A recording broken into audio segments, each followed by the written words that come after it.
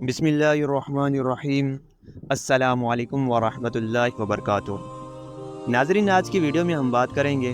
کہ محرم الحرام کے تاریخی اہم واقعات کے بارے میں۔ مختلف تاریخی روایات اور متعدد احادیث کے مطالعے سے معلوم ہوتا ہے کہ محرم الحرام کو ایک خاص تاریخی اہمیت حاصل رہی ہے، کیونکہ اس مہینے میں تاریخ اسلام کے کئی اہم واقعات پیش آئے ہیں،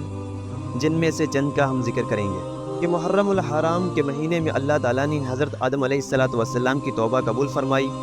اور اسی مہینے میں حضرت ادریس علیہ السلام کو درجات عالیہ عنایت فرمائے گئے، اور اسی مہینے میں حضرت نوح علیہ السلام کی کشتی جودی پہاڑ پر اتری، اور اسی مہینے میں حضرت ابراہیم علیہ السلام کو نمرود کی آگ سے نجات حاصل ہوئی، اور اسی مہینے میں حضرت یوسف علیہ السلام کو جیل سے رہائی ملی، اور اسی محرم الحرام کے مہینے میں حضرت ایوب علیہ السلام بیماری سے شفا یاب ہو گئے،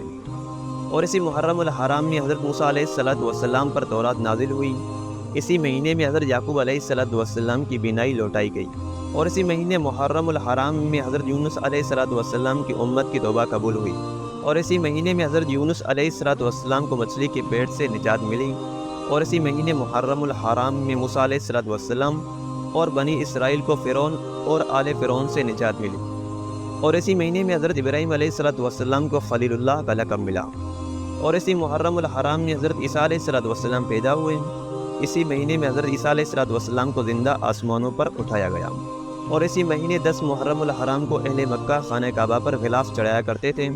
اور اسی مہینے میں حضرت خدیجہ رضی اللہ عنہا کے ساتھ حضور اکرم صلی اللہ علیہ وسلم کا نکاح ہوا، اور اسی مہینے میں حضرت سیدنا عمر فاروق رضی اللہ عنہ کو شہادت نصیب ہوئی، اور اسی مہینے میں حضرت فاطمہ رضی اللہ عنہا کے ساتھ حضرت علی رضی اللہ عنہ کا نکاح ہوا، اور اسی مہینے میں حضرت حسین رضی اللہ عنہ کو اپنے رفقا سمیت کربلا کے میدان میں بے دردی سے شہید کر دیا گیا، اور اسی مہینے میں 10 محرم الحرام کو جمعے کے دن قیامت قائم ہوگی۔